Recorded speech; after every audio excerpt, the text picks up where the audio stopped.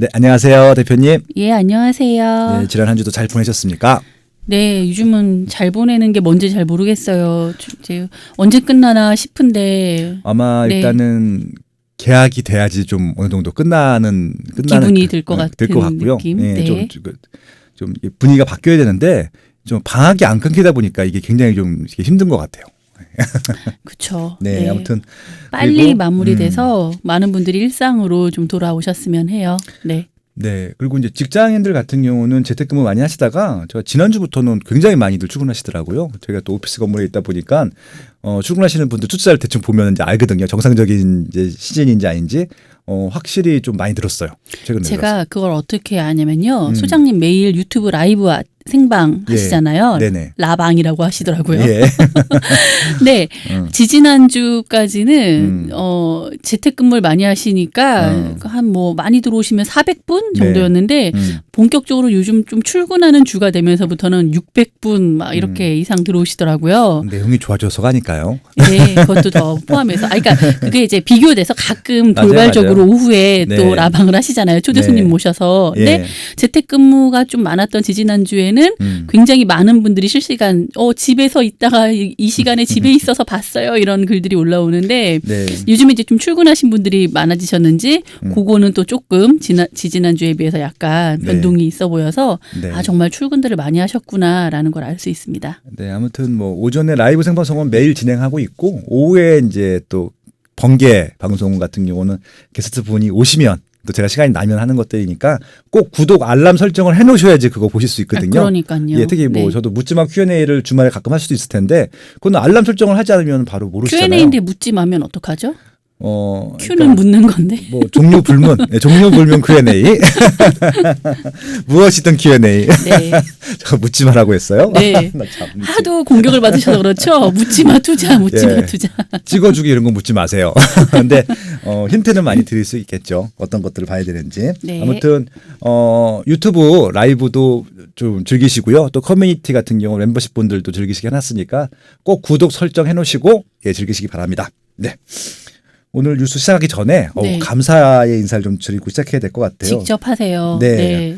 네. 제가 이제 뭐 댓글이라든지 후원창 이런 것들을 거의 안 보거든요. 근데 시간이 이제 또 많이 없으시죠. 저희 이제 네. 박유진 실장님이 교수님 그거 후원 들어오고 있는 거 아세요? 그러더라고요. 그래서 몰랐는데 그랬더니 보니까 정기 후원자분들도 계시더라고요. 정기훈이라는 기능이 있나요, 팟빵에? 저도 몰랐답니다. 세상에. 근데 예, 아무튼 이게 한두 달도 아니고 월 계속 정기 후원을 해주시는 분이 계셔갖고 이건 꼭 언급을 해드려야 될 것 같아요. 아, 그거 언급하셨다가 그분이 정기후원 자동이체 뭐 이런 거 설정해 놓으셨는데 네. 자동이체인 줄 몰랐다가 아니 내가 이걸 아직도 후원하다냐고 끊으시면 어떡하죠? 예, 상관없습니다. 그래도 그렇게 해주셨던 건 감사해드리는 것들이니까요. 네네. 네. 상상풀림. 네. 네. 아, 감동이고요. 네, 이분 계속 오랫동안 해오셨더라고요. 큰 금액을 생각보다. 그리고 아트발레님도 네. 정기 후원 계시고요. 해오셨고요. 뭐 코리안 데이지님 같은 경우는 또 계속 꾸준히 해오시는 것으로 예, 좀 알고 있습니다. 그래서 아무튼 상상풀님, 아트발레님, 코리아 데이지님 정기 후원 감사하고요. 더 좋은 방송 만들 수 있도록 준비할 거고요. 요 정기 후원 하시는 분들 세 분은요, 제가 식사 한번 대표도 될까요? 전 너무 좋죠. 네, 그래서 그 팟빵 댓글이나 제 블로그 댓글에다가 예, 아니 이제 그 팟빵 댓글, 블로그 댓글 다 써주세요. 혹시 제가 또 빨리 봐야 되니까. 네. 그 연락할 수 있는 이름과 그러니까 아이디와 이름과 연락처를 주시면 제가 연락드리겠습니다. 딱 네 분이서 식사 함께 하시면 좋네요. 소장님까지 네 여기도 한 분이서. 분 더 좀 보태드리고 싶은데 네. 내 맘대로님. 아, 내 맘대로님. 이분은 정기 후원자는 아니신데 모든 에피소드에 다 후원을 주셨어요. 와. 정기 후원 이상이죠, 어떻게 보면 또. 그래서 내 맘대로님, V 내 맘대로 V님이신데요. 다시 말씀드릴게요. V 내 맘대로 V님하고요. 상상풀님하고 아트발레님, 코리아 데이지님은요. 제가 밥 사겠습니다. 그래서 패션과의 대화, 뭐 식사 시간이 되나요? 네, 뭐 원래는 버핏만큼은 안 되겠지만 또 뭐 알차한 시간이 될 수 있도록 요 네 분은요. 예, 제가 매달 이런 행사 갖도록 하겠습니다. 너무 감사하잖아요. 그러니까 정말 몰랐었는데. 네, 저도 몰랐었는데. 네. 이건 진짜 너무 감사한 일인 것 같아요. 제가 뭐 말씀도 안 드렸는데. 박 실장님 아니면 큰일 네, 날 꼭 뻔했습니다. 그 제 블로그 네. 댓글이나 팟빵 댓글에다가 비밀로 해서 예, 비밀로 블로그에 하시면 됩니다. 남기시면 예, 되잖아요. 연락처랑 이름이랑 네. 닉네임 꼭 알려주시면은 제가 연락드리겠습니다. 네, 감사합니다. 네. 네, 후원하지 않으시는 모든 분들도 이렇게 들어주시는 분들도 감사하죠. 아, 감사하죠. 당연히 네. 감사하죠. 네, 속초의 코앞에님은 제가 가겠습니다. 네. 예. 시작할까요 이제? 그럼 네. 오늘 이제 시작해 볼까요? 네. 네, 첫 번째 지금 며칠 동안 이 공시 가격에 대한 이야기들이 많이 있었죠. 머니투데이 기사입니다. 아파트 공시가 상승률 1위, 당연히 강남구, 최고가는 트라움하우스, 대전도 두 자릿수 상승률, 삼성동 아이파크, 반포동 아크로 리버파크 30% 급등. 와, 30%면 놀라운 비율 아닙니까? 오늘 녹화하고 있는 시간이 3월 20일 날짜고요. 아마 네. 이 방송은 3월 24일, 3일 정도 나갈 텐데 오늘자로 3월 20일자 오전에 유튜브 라이브 생방송을 한 게 있습니다. 제가 공시가를 어떻게 확인하고 어떻게 상승률을 계산하는지를 제가 시뮬레이션을 직접 해드렸거든요. 어떻게 찾아가지고 엑셀에 넣어가지고 계산하는 것까지. 그래서 아마 실질적으로 여러분이 살고 계신 아파트 혹은 여러분이 투자하셨던 아파트의 공시가가 얼만큼 올랐는지 이 비율을 알고 싶으신 분들은요. 제가 알려드린 방법대로 해주시면 좋겠다는 말씀을 드려보고 싶습니다. 유튜브 꼭 확인해 보시고요. 그리고 이게 좀 그래요. 아파트 공시가 상승률 1위는 강남구고요. 트라움하우스는 강남구가 아니라 서초구입니다. 그러네요. 기사 내용을 보니까 정말 네. 아무튼 요거 이제 기사님 두 분 다 아시는 분인데 아무튼 뭐 다른 얘기이긴 하겠지만 그것도 한번 좀 매칭을 해보시면 더 좋지 않았을까 그런 생각을 해보고 있고요. 아무튼 지금 이제 정부에서는 요거 공시 발표한 날 사람들의 좀 반발이 좀 있다 보니까 국토부 차관님이 직접 나오셔갖고 그 김어준의 뉴스공장인가요? 거기 나오셔갖고 인터뷰를 하시더라고요. 뭐 꽤 긴 시간 동안. 그래서 이제 실제 서민층들 9억 원 이하 주택들 같은 경우는 거의 변화가 없고 9억 원 이상만 좀 많이 올렸다. 뭐 이런 식으로. 그러니까 9억이 서민의 기준입니까? 네, 뭐 그럴 수도 있고 아닐 수도 있고 그건 잘 네. 모르겠습니다. 근데 이제 그러니까 그 종부세가 생긴 게 2000년도 중반이었잖아요. 네. 2000년 중반에 어떤 취지로 생겼냐면은 상위 1% 미만 계층들한테 어떻게 보면 복지기금을 거둔 거였죠. 부유세라고 하는 것들에 대해서 이게 다른 게 뭐 명목이 없다 보니까 재산세에다가 종부세를 하나 더 보탠 것들이거든요. 네. 뭐 징벌적 과세라고 생각하지는 않아요. 저는 그냥 복지기금을 걷는다라고 표현하고 싶은데요. 그때는 그래서 상위 1%에 해당되는 분들 대상으로 했는데 지금 그 가격이 똑같거든요. 그러니까 이제 1주택자 같은 경우는 9억 원, 그다음에 다주택자 같은 경우는 6억 원이기 때문에 서울의 중위권 가격이 지금 그 당시에는 4억 원대였었고요. 지금 9억 원대거든요. 두 배가 올랐잖아요. 네. 그러면 상위 1%가 아니라 아파트를 가지신 분들 중에 꽤 상당수가 물론 과반수 정도는 넘지는 않겠죠. 근데 한 자릿수는 아니고 뭐 1%는 당연히 넘고요. 두 자릿수 이상이 요것들에 대해서 한번 부과를 받을 수 있을 것 같아서 그렇게 되면 기준을 바꿔야 되는 게 아닌가 뭐 그런 생각이 들기도 합니다. 아무튼 지금 그 국토부에서는 상위 지역들을 좀 많이 올리고 하위 지역은 올리지 않았다고 하는데 이게 그렇지가 않더라고요. 보니까 하위 지역 중에서도 인기가 있는 아파트들 시세가 많이 올라간 아파트들은 많이 올랐어요. 그러니까 이 말씀을 왜 그러냐 왜 드리냐 9억 원 미만의 서민층들 실제 9억 원이 안 된다 하더라도 3억 원 4억 원짜리도 20% 30% 오는 지역들이 있거든요. 이게 어떤 차이가 있냐면은 그 전에 아마 3억 원 미만의 그런 재산세 같은 경우는 종부세는 당연히 안 내죠. 거의 안 냈을 텐데 올해는 작년보다는 꽤 많이 내실 겁니다. 비율을 따지게 되면. 그게 바로 뭐 10%, 20%, 30% 오른 지역들도 있더라고요. 그래서 이제 그분들은 재산세 부담이 몇만 원 늘었다라고 말씀드릴 수 있을 거고 또 하나 뭐냐면은 올해 제일 좀 이제 이슈가 뭐냐면은 종부세를 안 내던 분들이 올해 종부세를 엄청 낼 거예요. 아까 안 내던 분들이 종부세 내는 사람들이 많아질 거라고요. 그분들의 얼굴 표정이 한번 좀 기대가 해보니까 어떻게 좀 궁금합니다. 저도 종부세 처음 나왔을 때 기분이 묘하더라고요. 야, 내가 부동산 부자가 된 건가? 그건 아닌 것 같은데 그런 생각이 들었었거든요. 그때 저도.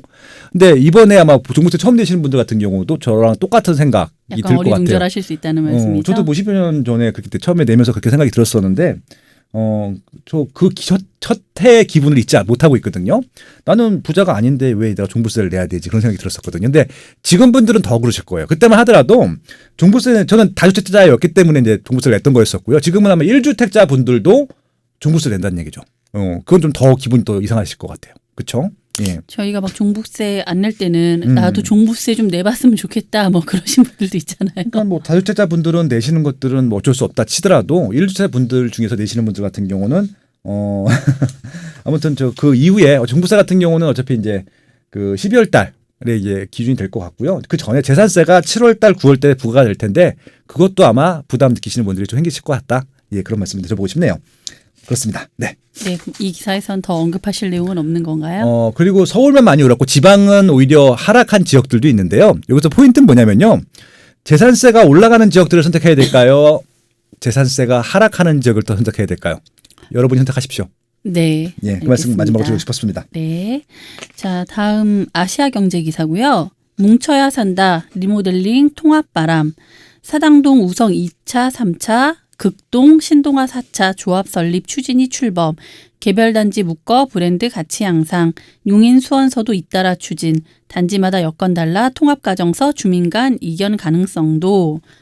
사당동이 대표적으로 이제 기사가 나왔어요. 리모델링을 여러 단지가 묶어서 한 번에 추진한다는 내용이죠. 지금 이제 요거 같은 경우는 언제 4년 전, 3년 전에 저도 몰랐었는데 동부이촌동에 그러니까 이제 90년대 입주한 아파트 있어요. 거기 5개 단지가 이 통합 맞아요. 리모델링을 저희 추진한 적이 있었어요. 몇 달 전에 저희가 기사로도 언급해드렸었던 것 같아요. 예, 네. 동부이촌동에 건영, 한가람, 강촌, 코롱, 대우, 우성 5개 단지 50개 동 5천 세대가 통합 리모델링을 추진했었는데 이해가 다르잖아요. 일단 지분이 다 다르고 그렇기 때문에 결국은 이제 진행이 안 됐는데 그때 저는 이걸 왜 기억을 하냐면 저한테 이 5개 단지 아마 이 통합 리모델링 협의회에서 자문 요청이 왔었어요. 근데 저는 이런 개별 단지 자문을 하진 않고 하신다고 하면은 조합 형태로 형성을 하셔갖고 B2B로 저는 이제 리서치 기관이기 때문에 수요 조사라든지 거기에 대한 마케팅 포인트를 잡는 조사라든지 이런 것들은 해드릴 수 있는데 저는 뭐 재테크 컨설팅하는 사람이 아니기 때문에 그런 쪽으로는 조언을 드릴 수가 없거든요. 그래서 이제 그것들은 제가 잘 못하겠습니다. 오히려 하시고 싶으시면은 뭐 수요 조사나 리서치 쪽으로 의뢰하시면 좋겠습니다라고 제가 이제 반려를 한 적이 나서 이제 드리는 말씀입니다. 아무튼 지금 사당동에서 우성 2, 3차, 극동, 신동아 4차 추진하고 있고요. 또 구로구 신도림동에서 우성 1, 2, 3차, 5차도 통합 리모델링을 좀 추진하고 있고요. 용인 수지구에도 지금 도담 아이파크, 도담 롯데캐슬, 죽전 파크빌 요것들도 통합 리모델링을 추진하고 있고요. 지금 영통지구 벽돌골 8단지, 신나무 실 5단지도 지금 추진하고 있고 지금 벽돌골 8단지 같은 경우는 두산 우정 한신점과 세계단지랑 구성해서 좀 추진을 하려고 하고 있다. 아무튼 지금 여러 지역에서 추진을 하고 있다라고 말씀드릴 수가 있는데 이게 어떤 현상들이냐면 아무래도 재건축보다는 리모델링이 상품적인 만족도가 떨어지잖아요. 떨어지다 보니까 리모델링을 한다 하더라도 재건축 아파트보다는 조금 프리미엄이 올라가는 것들이 좀 낮습니다. 근데 결국은 이 단지 규모도 저는 프리미엄으로 생각을 하는데 그런 측면에서 보면은 통합 리모델링을 하게 되면요. 일단은 시공사에서도 아마 단가가 좀 낮아질 겁니다. 건축비도 좀 아낄 수 있고 이게 한 단지로서 시너지를 낼 수 있다라고 하면은 대단지로 그러니까 그전에는 소규모 단지였지만은 대단지로 탈법금을 하는 것들이기 때문에 단지 규모에 대한 프리미엄도 증가를 하는 것들이거든요. 여러 가지. 그래서 결국은 리모델링을 하는 것들이 재건축이 지금 위축되고 재건축 좀 추진이 좀 어려운 상황에서 하나의 대안이 될 수 있다라고 판단한 것들을 갖고 그런 다양한 시도를 하고 있는 것들이라고 보시면 좋을 것 같습니다. 확실히 과거보다는 부동산을 대항하는 것들이 과거에는 공급자 위주였거든요. 리모델링이나 재건축들도 이 건설사에서 먼저 제안을 해주지 않으면은 조합에서 먼저 움직이지 않거든요. 근데 최근에는 이 조합에서 먼저 일단 의견을 모아가지고 아마 이쪽 지식이 많이 쌓으신 거죠. 오히려 시공사들을 불러다 놓고 설명을 제출시킵니다. 그래서 이제 많이 수준이 올랐다는 것들을 좀 알 수 있었고요. 이렇게 시도를 하다 보면 분명히 통합 재건축으로 성공한 사례가 나올 거거든요. 한 사례만 나오게 되면 그다음부터 아마 본물이 뜻이 나올 것 같아요. 왜 그러냐면 지금 재건축 같은 경우는 말이 30년이지 40년, 50년 걸리거든요. 그렇죠. 예, 근데 네. 리모델링은 이것보다는 훨씬 짧게 걸리기 때문에 아마 오히려 새 아파트나 이런 단지 프리미엄을 즐기고 싶으신 분들 같은 경우는 리모델링을 더 많이 아마 추진할 것 같다. 뭐 그런 좀 예상들을 해볼 수 있겠네요. 네. 네. 다음 기사고요. 요즘 분위기는 부동산 시장 굉장히 불안하다고 나오는데 또 이 기사는 좀 그런 거라 상반돼 보여서 제가 읽어드릴게요. 머니투데이 기사고요. 2달 새 2억 오른 세종시 아파트 10억 찍을 겁니다. 제 말이 아니라 기사 제목입니다. 네. 네. 도담동 빅4 아파트 뜨는 까닭은 교통병원, 교육, 직주, 근접, 문화시설, 오박자.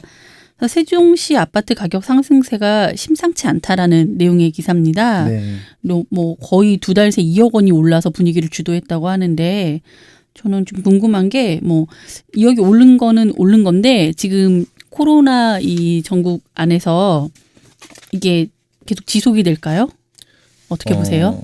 요거는요. 네. 아마 수요일 금요일 날 올라올 세정시 편 들어보시면 좋을 것 같고요. 네. 요 방송 뉴스 브리핑 끝난 다음에 바로 좀 밖에서 대기하고 계신데 여쭤보려고 저도 좀 궁금하거든요. 네. 그러니까 서울처럼 투기 지역이라 하더라도 대기 수요층이 많은 지역들은 실수요만으로 오르거든요. 근데 세종시는 아시겠지만 이게 택지 개발 주구에 아무것도 없다가 아파트를 져서 지금 실수요층이 원래 안 살았는데 지금 채우는 기간인 것들이거든요. 대전, 천안, 청주에서 지금 채우는데 결국은 지금 초기에 집을 매수하시는 분들은 실수요이기도 하지만 투자 수요가 들어왔었어야 되는데 여기 지금 투기 지역에서 투자 수요들이 좀 들어올 수가 없는 조건이거든요.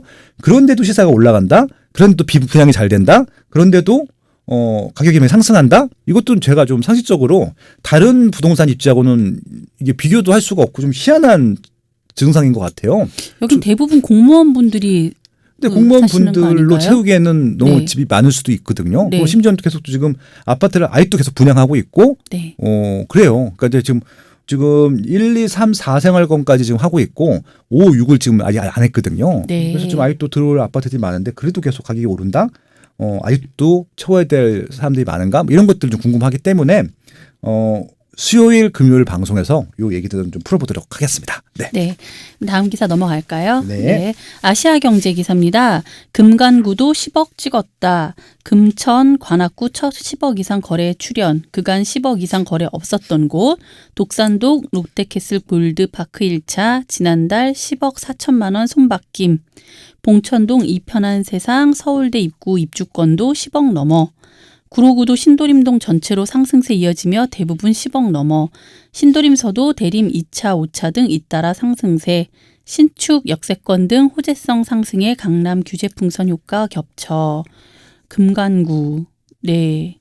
이제 10억이라는 말이 그냥 뭐라 그럴까요? 어마어마하게 그 거리가 먼 금액이라고 생각을 했는데 네, 그냥 그러니까 이제 2000년도 초반, 2001년도, 2년도 그때로 기억하는데 그때 좀 이제 금융 위기, 작은 분융 위기죠. 그러니까 이제 그 IT 버블 온 다음에 또 주식 시장이 이제 폭락을 해가지고 살짝 또 시장이 안 좋았던 적이 있었어요. 그때 유행했던 광고가 비씨카드 광고였습니다. 네. 알죠. 예, 부자 되세요. 아시죠? 흉내까지 내실 예. 필요는 없어요. 그때 김정은 배우였죠. 네. 네, 아무튼 인기 많았던 김정은 배우가 부자 되세요라고 하면서 엄청 그래도 송혜교가 또 다음 날 나가서 또 이어갔었는데 그때 목표가 10억이었어요. 그 인생 사람들 대부분의 은퇴. 10억이면 내가 부자로 살 수 있을 것 같다라는. 그렇죠. 그러니까 기준. 사람들이 네. 그 집을 그러니까 이 자산을 갖고 있는 목표가 10억이었던 게 2000년도 초반이었습니다. 그래서 막 10억 만들기 막 이런 그런 드라마도 있었고 네, 책도 있었고 네. 재테크 책도 다 10억이 기준이었었는데 지금 정확히 20년이 지났죠. 예, 근데 지금 그 10억은 집 한 채 가격도 이제 안 되는 것들이 되는 것들이죠. 조금 전에 설명드렸던 세종시도 마찬가지고 지금 금강구라고 하면은 서울 20여 중에서 하위권이거든요. 그렇죠. 예, 그래서 이제 금천구는 23위, 관악구는 22, 뭐 구로구는 19위 정도 되는데 아무튼 이제 그런 하위권 지역에 물론 그 지역에서 제일 인기 있는 아파트긴 하죠. 그 아파트들도 10억이 넘었다. 실거래가로. 그런 얘기고요. 그러면은 이것들이 왜 이쪽들이 10억이 넘었을까라고 하는 것들을 좀 분석을 해볼 필요가 있는 것들이잖아요. 투기꾼들이 올린 것이냐, 수요가 많기 때문에 오른 것이냐. 뭐 저는 이게 하나의 요인만으로 10억이 됐다고 생각하지는 않고요.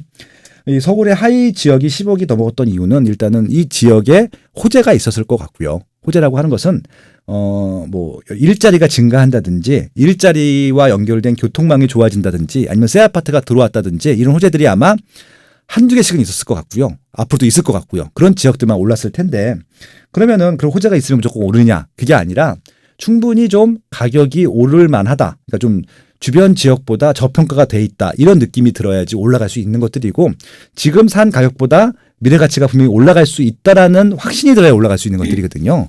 특히 이렇게 좀 랜드마크성 지역 내에서 가장 비싼 아파트들은요. 그러니까 이제 우리가 잘 모르는 지역의 그런 갭 투자용 아파트들은 아무 이유 없이 오르기도 해요. 투자층들이 들어오게 되면. 근데 이렇게 좀 알려진 그 지역 내에서 랜드마크 단지들 같은 경우는요. 투자하기에 부적합하거든요. 아마 이거 찾아보시면 아시겠지만 매매가랑 전세가랑 갭이 클 거예요. 그러니까 갭 투자하기엔 좀 부적합한 아파트들이라는 얘기죠. 그래서 여기서 좀 뭐 갭 투자 때문에 올랐다. 이거는 틀린 분석이고요. 물론 이제 갭은 갭이죠. 갭이 커서 그렇지. 어떻게 보시면 좋겠냐면요. 이렇게 좀 이것 좀 전국 시장으로 좀 확대해서 보시면 좋을 것 같습니다. 특히 이제 수도권만큼은 용인 수지가 있고요. 수원이 있고 그다음에 뭐 화성이 있습니다. 그러니까 지금 말씀드린 지역들은 다 경기도 남부 지역이죠. 네. 그 지역의 아파트들 30평대가 12억에서 뭐 13억 정도 한다고 치자고요. 근데 서울에 좀 하위권 지역인데 새 아파트예요. 입지가 그 하위권 지역에서는 입지가 양호한 지역이고 그 아파트들이 7, 8억이에요. 예.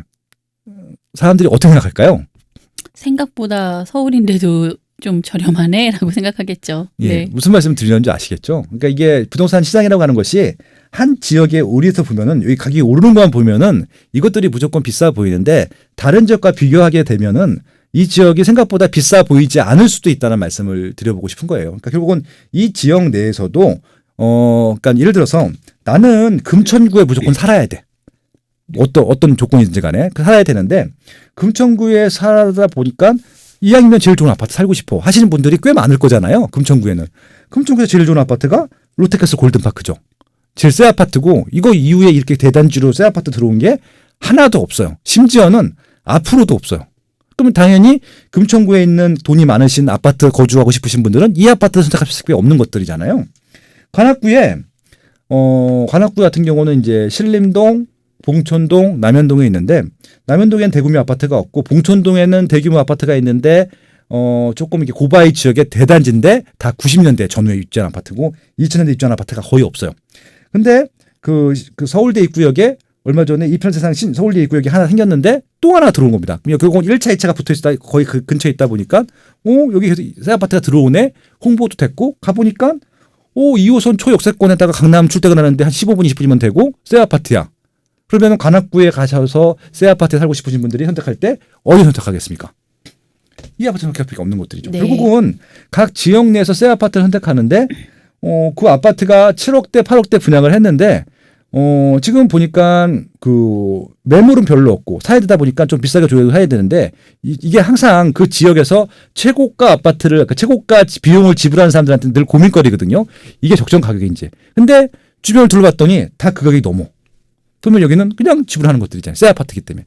그런 식으로 좀 의사결정이 됐다는 얘기입니다. 특히 관악구하고 금천구 같은 경우는. 근데 지금 구로구 같은 경우는 좀 다르죠. 대림 5차랑 대림 2차, 신도림 동아 1차는요. 다 구축입니다. 10년 이상 되는 아파트들이거든요. 근데 여기는 10억이 왜 넘었냐. 구로구에는요. 새 아파트가 없어요. 아예 없어요. 지금 보금자리 주택 항동지구에 입주하는 것들 그런 것 빼고는 없어요.